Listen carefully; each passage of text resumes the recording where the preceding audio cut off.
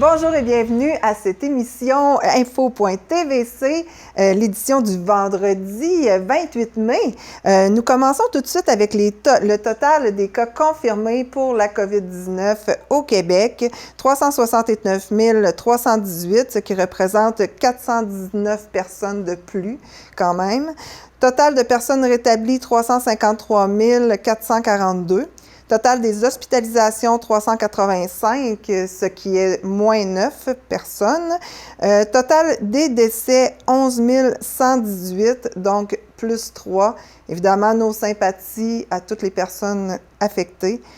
4 nouveaux cas COVID s'ajoutent au bilan pour un total de 3 892 cas. Ici, dans notre région, Bas-Saint-Laurent, au Kamouraska, 657 cas, plus 3. Rivière-du-Loup, 1331, ça a vraiment augmenté à Rivière-du-Loup. Témiscouata, 386. Les Basques, 197. Rimouski-Neigette, 811, plus 1.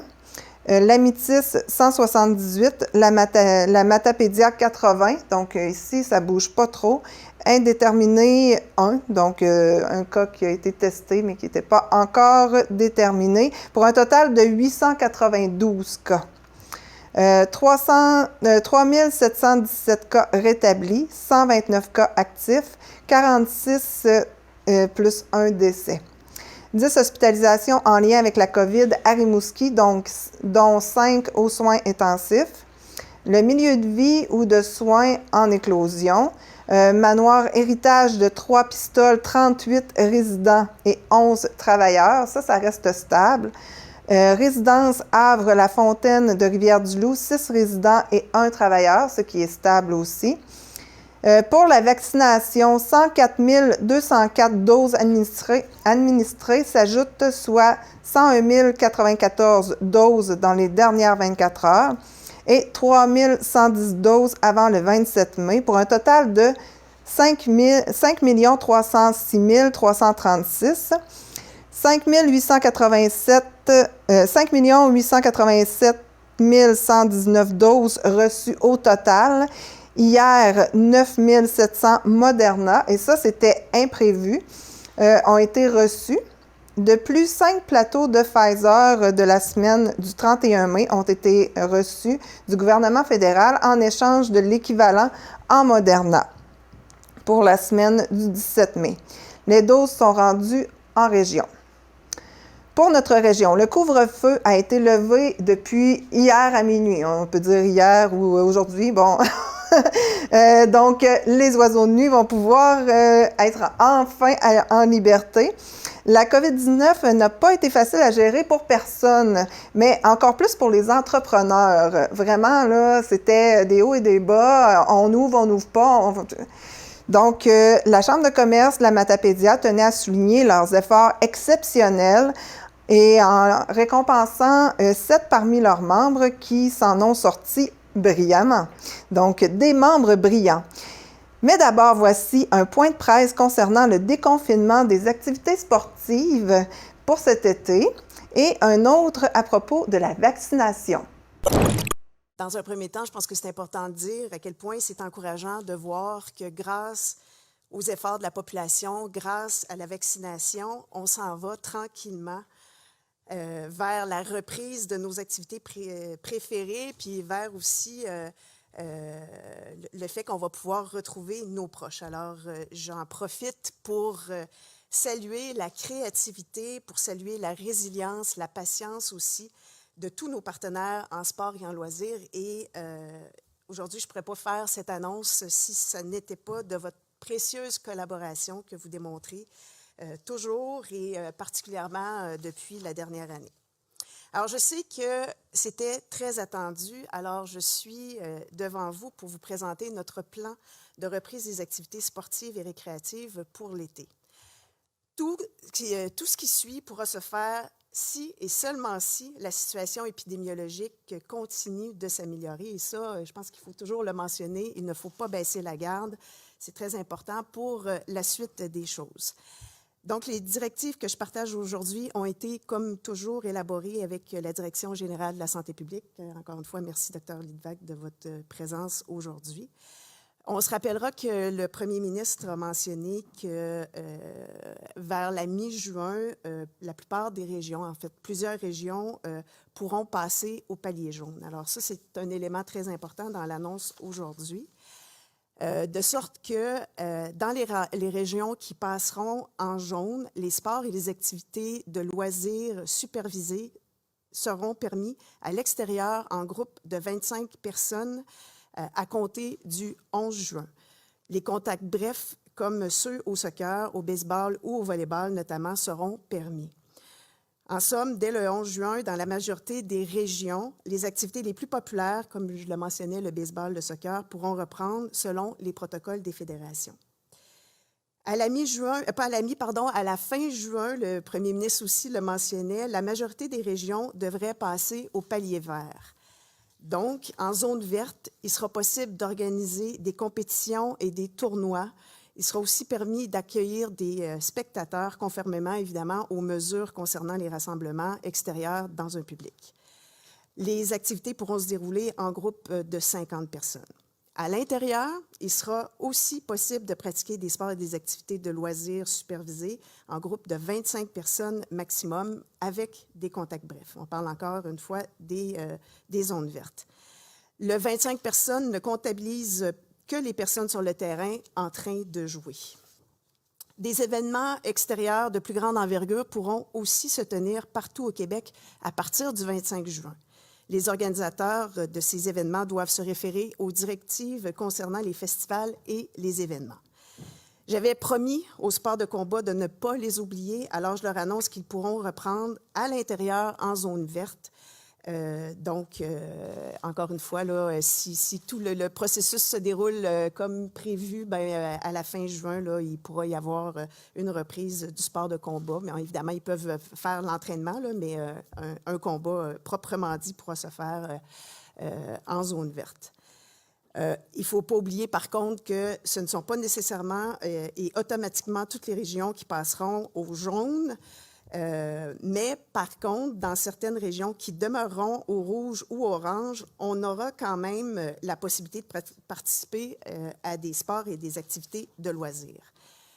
Au palier rouge et orange, les activités demeureront permises sans contact, en respect de la distanciation, évidemment. On parle d'activités comme le tennis, comme la pétanque, le pickleball, par exemple. Évidemment, les entraînements aussi. La majorité des installations sportives et récréatives intérieures, incluant les gyms, avec le port du couvre-visage, peuvent rouvrir leurs portes dès le palier orange. Voici ce qui résume l'essentiel de ce plan de reprise d'activités sportives et récréatives pour la période estivale. J'aimerais rappeler que les mesures déjà en vigueur dans les milieux scolaires continuent de s'appliquer.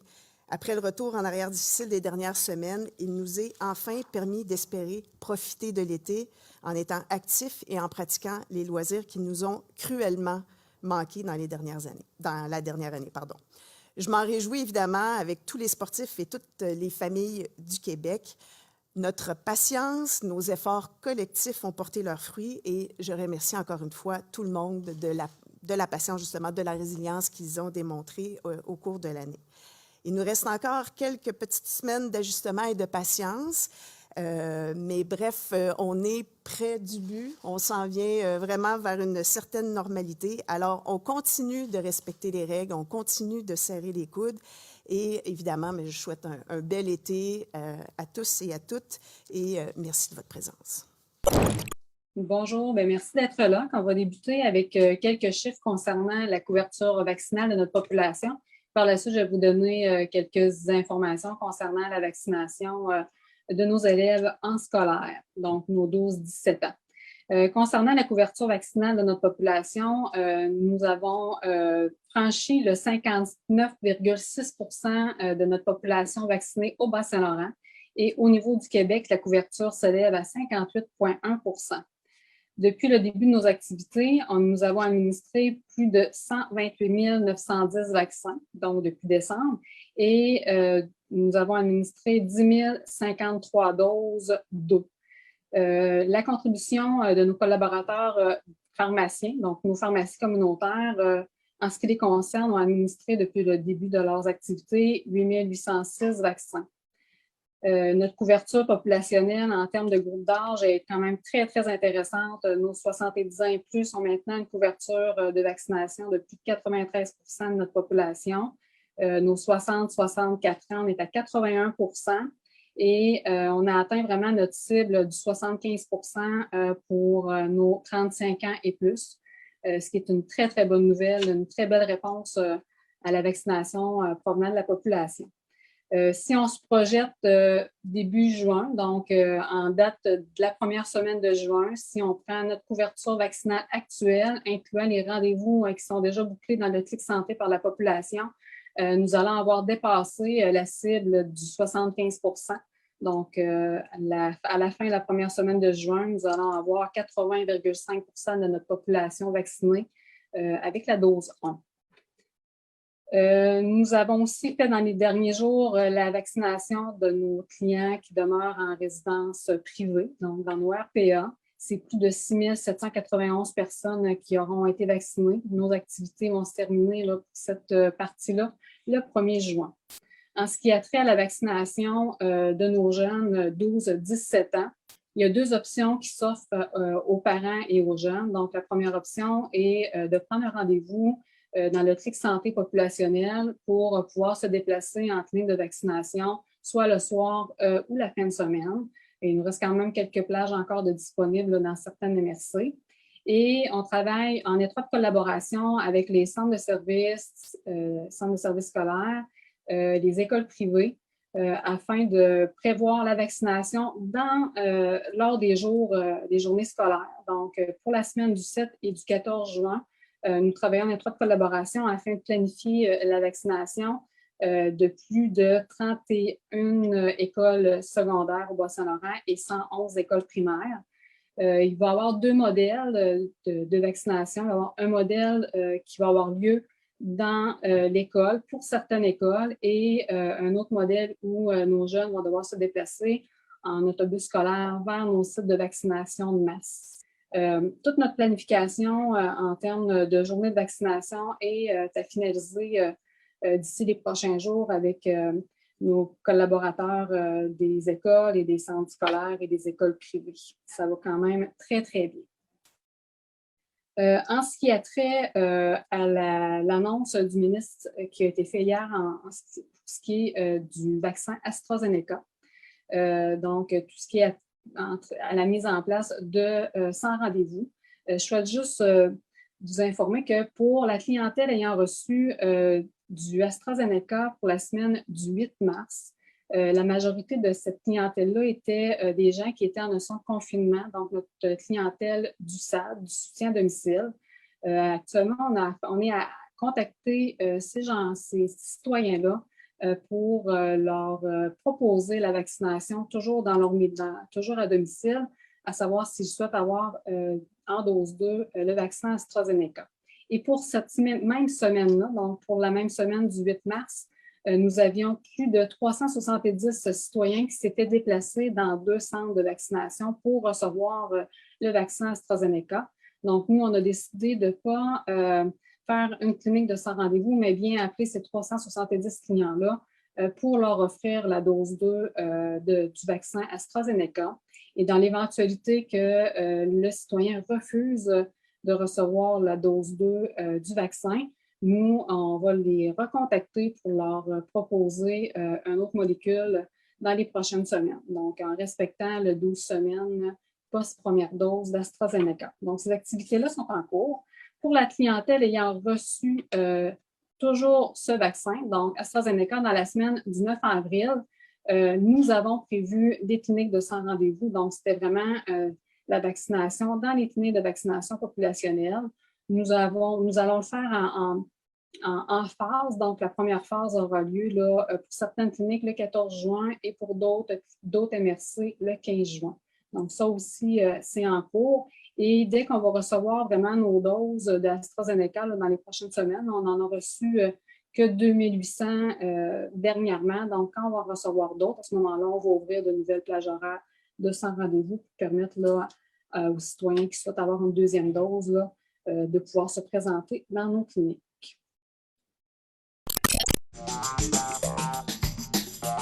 Ne manquez pas le Télébingo tous les dimanches 12h30. Nous aurons droit cette saison à 40 séances, dont 4 méga bingos de 2500 $ et les premiers bingos du mois, la carte pleine est à 1000 $. En nouveauté cette année, achetez 4 cartes sur une seule feuille pour seulement 5 $. 4 fois plus de chances de gagner. Allez chercher vos cartes dans vos points de vente favoris.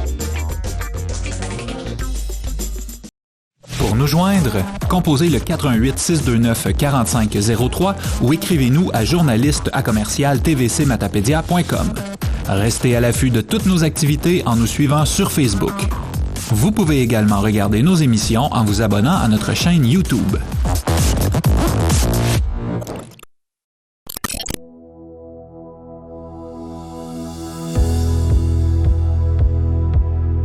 En mars 2020, quand le Québec a été mis sur pause, je me suis mis à réfléchir, à essayer de trouver des solutions pour réussir à aller soutenir mes clients, parce que je trouvais ça vraiment important, puis qu'ils sachent qu'ils n'étaient pas tout seuls là-dedans.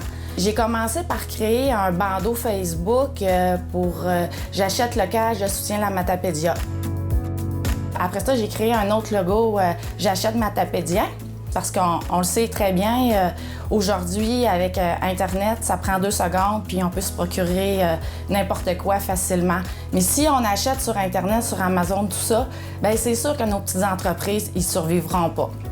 Après ça, j'ai fait des concours sur ma page Facebook. Dans le fond, j'ai acheté beaucoup de certificats cadeaux dans des entreprises qui étaient encore actifs.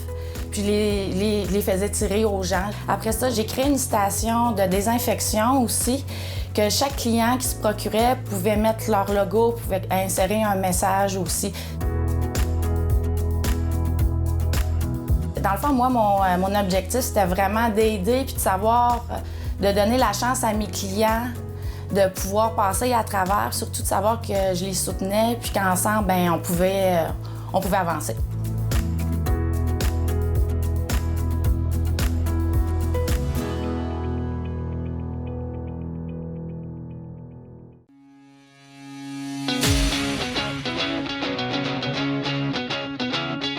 Revenons en mars 2020. L'obligation de fermer notre commerce, ça nous a mis dans une situation d'urgence et aussi d'insécurité. En tant que directrice, mes responsabilités étaient nombreuses et au jour 1 de la fermeture, il n'y avait plus de main-d'œuvre. Donc, il a fallu que j'établisse un plan d'action assez rapide, être créative, proactive, m'adapter aussi à la situation et surtout de trouver des solutions pour générer des revenus autres que les revenus d'abonnement. En premier, on a continué la boutique en prenant les commandes sur l'application mobile Messenger. Et au deuxième confinement, là, on était ouvert en opération et on était devenu un service essentiel en ajoutant les aliments keto, les collations santé, les friandises santé également, les prêts à boire et tout ça. Et on a ajouté un troisième aussi service. On avait l'application mobile qui existe déjà, mais on a ajouté des programmes d'entraînement. Ça nous a permis d'offrir un nouveau service, les abonnements à la maison. Et on a loué les équipements qu'on avait sur place et on a vendu des accessoires d'exercice. Donc, c'est certain que la pandémie, ça a été un moment difficile, mais on a saisi les opportunités pour s'adapter. Ça nous a amené des nouveaux services qui seront durables. Et par la suite aussi, dans les temps libres, j'ai travaillé à avancer la boutique en ligne qui aura son lancement bientôt.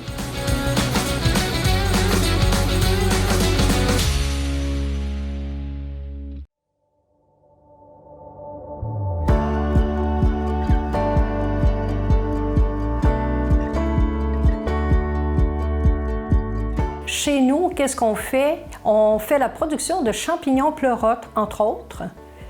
Et maintenant, on fait plus, là, je dirais, des produits frais et transformés chez nous. On s'est aperçu avec la pandémie que on avait tous mis nos œufs dans le même panier. dans le sens que le 90 % de notre clientèle, c'est des restaurants. Ça fonctionne bien, aller jusqu'au temps que les restaurants ferment. On avait quand même des clients, pareil, dans les épiceries, en plus des restos, mais c'était pas suffisant. Fait qu'est-ce qu'on a fait aussi? On a développé un champi-pot. C'est un pot de recyclé de 2 gallons que les gens peuvent faire pousser à la maison. Par la suite, qu'est-ce qu'on a dit? On a dit, avec nos surplus de champignons, on va faire de la transformation. Fait que là, maintenant, on fait une marinade de pleurotes, on fait notre poivre de champignons, de la chapelure, on fait des champignons séchés, on fait de la moutarde de pleurotes aussi. Puis tout dernièrement, bien, on a décidé de faire de la pizza aux pleurotes. Puis 2021, on va être au marché public pour toute la saison à Amqui.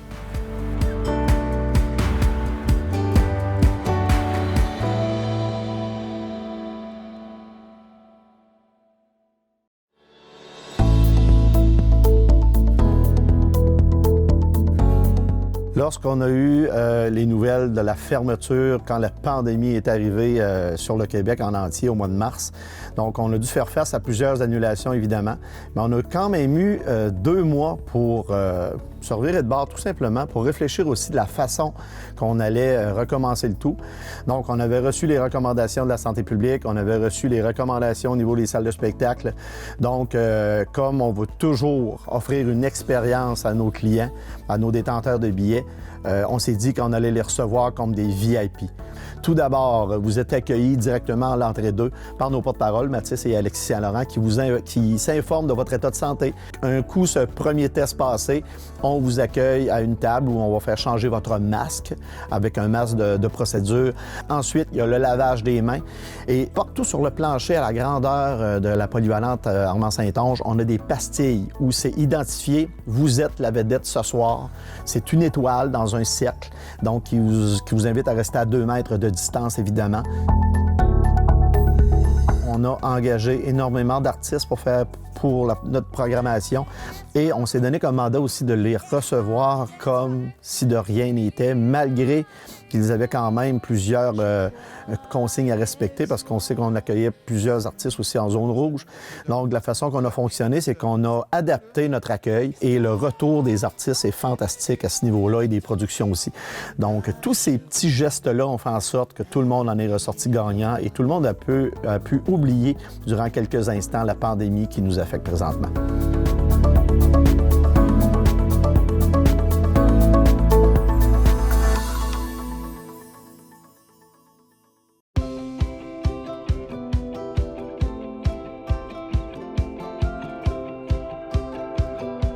Au départ, nous étions chocolaterie. Ensuite de ça, on a amené le bar laitier avec nous pour promouvoir nos chocolats à tremper, étant donné qu'on est pas mal unique dans ce côté-là parce que ce sont nos recettes à nous. Là, maintenant, on a développé le volet pâtisserie, gâteau anniversaire, gâteau de baptême et compagnie. Fait que c'est une autre branche qu'on a mis à notre arbre. Quand la pandémie est arrivée en mars 2020, bien, c'était bien sûr le temps de Pâques, donc nous devions fermer. Qu'est-ce qu'on fait avec tout ce qui est produit déjà, qu'on attend pour la vente? On a fait appel à plusieurs gens pour nous aider, puis avec l'équipe qu'on avait, bien, tout le monde s'est mobilisé pour m'aider à créer une boutique en ligne sur Facebook pour pouvoir vendre nos chocolats de Pâques, faire la livraison aux portes. Ah, c'est sûr que le bon coup de l'année 2020, pour la chocolaterie, c'était vraiment la molle mobile. Daniel est allé partout, dans toutes les municipalités de la Matapédia. Et puis, ça nous a amené beaucoup de clients qui maintenant viennent chez nous, qui vont partir de Matapédia, qui partent de Pointe-à-la-Croix, de des gens de Carleton, de Matane. Ils se disent, bien, on s'en va chez Sophie, on s'en va voir Belle-Jade. Donc, les gens qui viennent ici sont toujours heureux. Fait que de voir les sourires rentrer, là, c'est notre paye à tous les jours.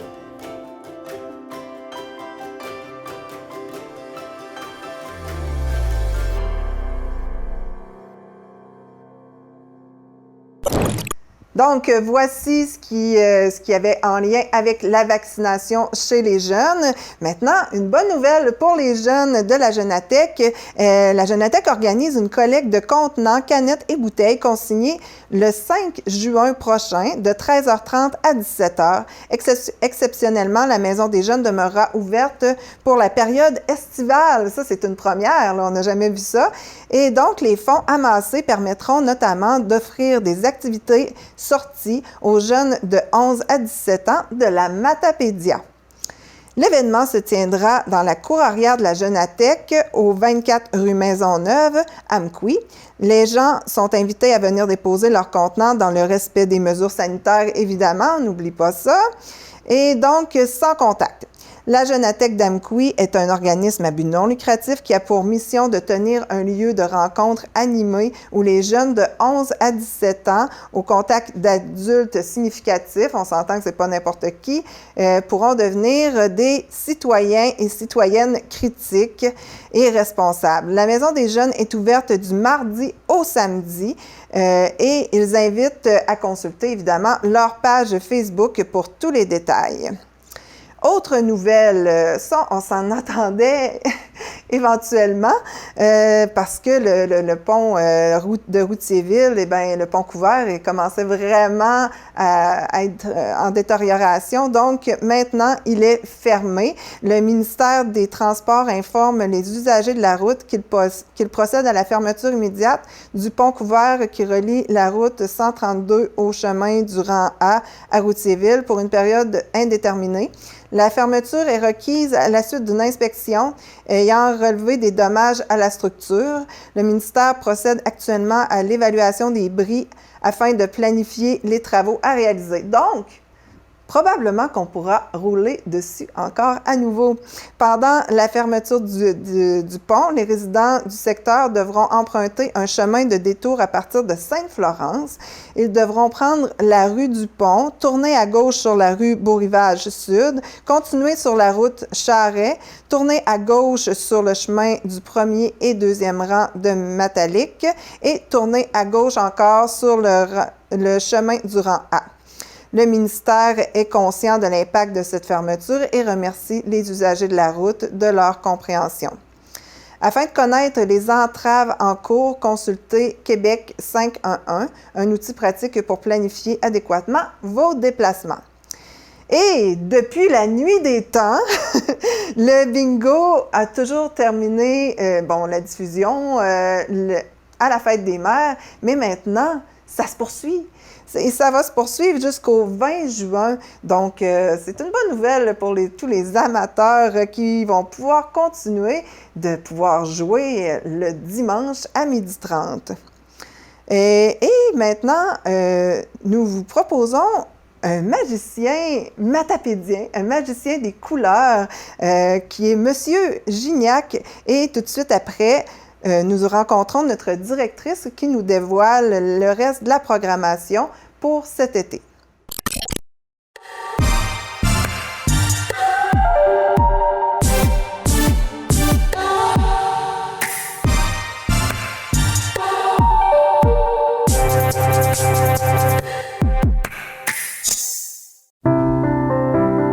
Cette semaine, à l'émission Héritage, René Canuel rencontre Céline Raymond. Quand je pense à l'homme qui a assassiné ma sœur, malgré tout, je me dis, c'est peut-être pas une cause perdue. Dès vendredi, l'émission sera diffusée chaque jour aux heures suivantes. Une personne qui assassine une autre personne, puis que j'ose croire qu'il y a toujours espoir de changer, là. En ce 28 mai enneigé, nous vous présentons un peintre qui, lui, arrive à faire apparaître des fleurs qui sont permanentes. Monsieur Gignac, vous êtes peintre depuis quand exactement? Je suis peintre depuis 45 ans. Okay. Puis j'ai commencé très jeune. Oui. Est-ce que vous avez eu des cours? Oui. Oui. Oui, j'ai fait des cours. J'ai même été à Montréal, des cours par correspondance, à Polyvalente. Puis c'est là que j'ai rencontré des cours qui ont duré 4 ans, dessin peinture, que j'ai rencontré des maîtres en formation, des bons peintres, pour faire comme des stages, cheminement, toujours avancer un peu plus. Là. Puis des techniques, à l'aquarelle, à l'acrylique. Bien, pas beaucoup à l'acrylique, mais plus à l'huile, là. Puis après ça, le dessin, tu sais, j'ai commencé tranquillement à faire des expositions. J'exposais à COSAP, je restais là. Puis après ça, j'exposais un peu plus loin. Vous m'avez même donné des cours. Des cours oui, à rayon de partage. À rayon de partage. C'est ça. J'ai donné des cours à l'atelier rayon de partage. Ça aide beaucoup là, de se remettre un peu là, à se fixer des objectifs. Dire, bon, je vais peindre de telle façon. Juste laisser aller notre esprit au lieu de toujours. Puis en plus, j'en ai donné 7 ans de temps à la maison. 7 ans. Ah oui. Tous les soirs. OK. Oui. À des groupes ou. Non, bien, c'était 4 par soir. OK. 4 élèves, ben, je dis élèves, des personnes âgées puis des moins jeunes. Puis 12 ans au rayon de partage. Puis un hiver au RSM à COSAP, polyvalente. Ça, c'était des cours que je donnais le soir. Là. Qu'est-ce que vous aimez peindre? Bon, c'est plus des paysages. Des paysages. J'ai touché un peu de tout, mais des paysages. C'est des paysages d'hiver comme d'été. Tout. Puis c'est plus l'eau que je vais m'attirer, la mer, les dauphins, comment je dirais ça dans les fous de basse. C'est plus des paysages que vous voyez directement, c'est pas des photos que vous allez repeindre. Non. Les photos, juste me donner une idée, hein, mais j'allais dans ma tête, puis c'est ça que je vais faire. C'est des paysages, c'est comme ça que je produis. Je fais mon tracé, hein. C'est pour ça que j'y vais avec mes couleurs, mélange mes couleurs, puis Puis on se disait à micro fermé que ça pourrait être intéressant de faire un magicien des couleurs de la vallée. Puis là, on aimerait savoir, on aimerait avoir un pouls un peu de la population pour savoir si ça serait quelque chose qui vous intéresserait d'avoir un magicien des couleurs dans la vallée. Et qu'est-ce que vous aimeriez apprendre comme technique? Bien, apprendre comme technique, c'est assez différent vite comme ça, là. Mais leur montrer comment mélanger les couleurs sur une toile, puis après ça, comment faire des arbres, comment mettre des couleurs sur un paysage d'automne. Et donc, ils disent d'automne, ben, c'est jaune. Il y a un petit peu il y a du rouge, il y a tout ça de couleurs, des couleurs variées, des couleurs qui vont ressortir, va tout ressortir. Mais ça coûte pas cher, là, c'est équipé. Non. On peut trouver ça facilement. Oui, des couleurs. Oui, mais je veux dire des toiles, des choses comme ça. Oui, je dois être à tout ça, oui. Je dois être la mort, toutes les couleurs. OK. Puis c'est ça. Quand on parle de magicien de couleurs, c'est un peu ça, tu sais. C'est le mélange des couleurs, puis après ça, les mélanger sur la toile, puis c'est de travailler sur la toile, tu sais, ce qu'on veut faire, tu sais, ce qu'on veut fixer, tu sais. Tel ou tel paysage, là, on dit, mais je mets telle ou telle couleur, pour agencer tout ça, saturer des ciels, tu sais, la saturation des ciels. Donc, on va se souhaiter un beau monde imaginaire qui s'en vient pour nous à l'automne. Et puis, merci beaucoup d'être venu ici. C'est moi qui te remercie. Ça me fait plaisir. Puis, en terminant, j'ai fait beaucoup d'expositions ici dans la région, puis à Québec. Mais moi, j'ai fait un top 10 en toit, là. J'en ai que j'ai exposé à Montréal, sur Jacqueline Tremblay, dans sa galerie d'art. Puis, une boîte que j'ai envoyée à Vancouver, 15 jours, puis 2 qui ont été vendues en Californie. OK. Bon. Ah, ça fait du chemin. Oui. Bon, mais merci beaucoup et on va peut-être se retrouver à l'automne. Ben oui, puis là, je te remercie pareil beaucoup. Puis ça a été le fun, tu sais. Puis je peux te dire, pareil, je te félicite que tu es une bonne intervieweuse, pareil. Ça fait plaisir. T'as un beau look. Fait que continue, arrête pas, là. Merci. Franchement, là. On va continuer ensemble, probablement. Ben oui, merci. ben oui. Bye-bye, là. Bien, les organismes, souvent, on a plusieurs projets. Fait que quand on a des bénévoles, bien, ça nous permet de rêver, puis d'aller plus loin, plus haut, plus vite. Des bénévoles, ce que j'aime, c'est leur authenticité. Les gens viennent avec ce qu'ils sont, ils apportent ce qu'ils ont. Les bénévoles améliorent fortement le tissu social, le sentiment d'appartenance dans une communauté. Merci de faire une différence parce que sans vous, le monde dans lequel on vit serait tout simplement différent.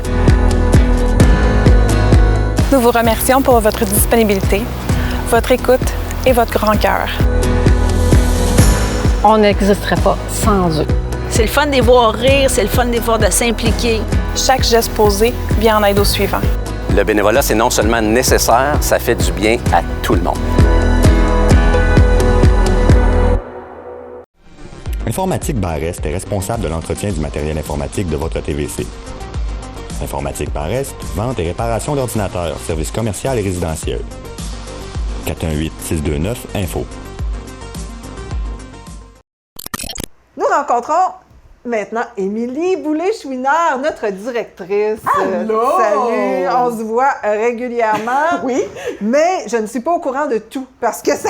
Ben non! Sérieusement, là, il y a tellement de choses qui changent ici. C'est incroyable. On fait beaucoup de contrats de production. Là. Je ne sais pas qu'est-ce qui se passe, là, mais vraiment, on est dans... Le vent dans les voiles. C'est ça. Mais là, on va faire une première, en plus du bingo qui continue après la fête des mères. C'est exceptionnel. Oui. On a une variété d'émissions cet été. Oui. Parle-moi-en un peu. Qu'est-ce qu'on va avoir? Exactement. Pour la 2e saison de l'histoire de la TVC, on est là cet été. Ça sera pas juste du bas de bière pour vous à la maison.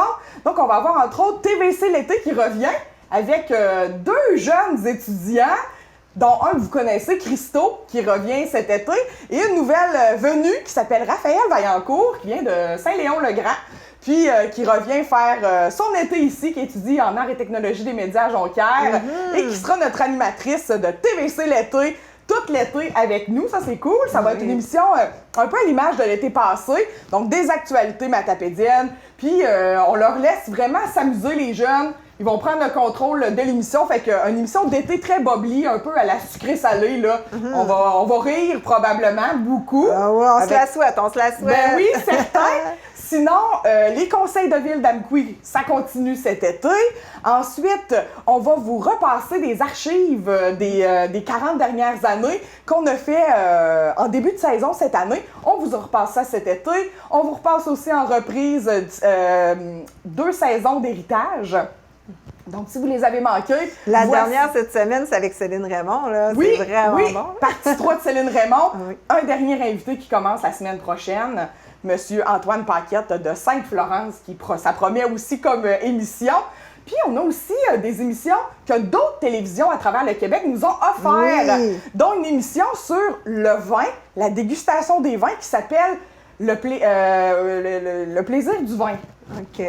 Ça va être très intéressant. Si c'est pas ça, on va le savoir. Ben ouais, je suis pas sûre du titre. Là, on dirait que j'ai douté. Je suis pas sûre du titre. Mais c'est ça, dans le fond, c'est une dame qui est d'origine espagnole et puis qui va vous faire découvrir des vins.